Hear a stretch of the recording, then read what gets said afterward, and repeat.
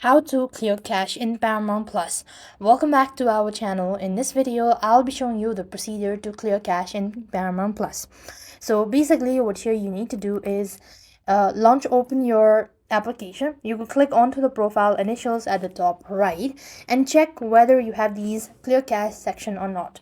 In some devices or in some application, you should be able to find clear cache option within the app. If the following option isn't available, you just want to exit out of the page and open up your settings on your device. When you type in settings on your device, then you just want to go ahead and look for the app section from the list.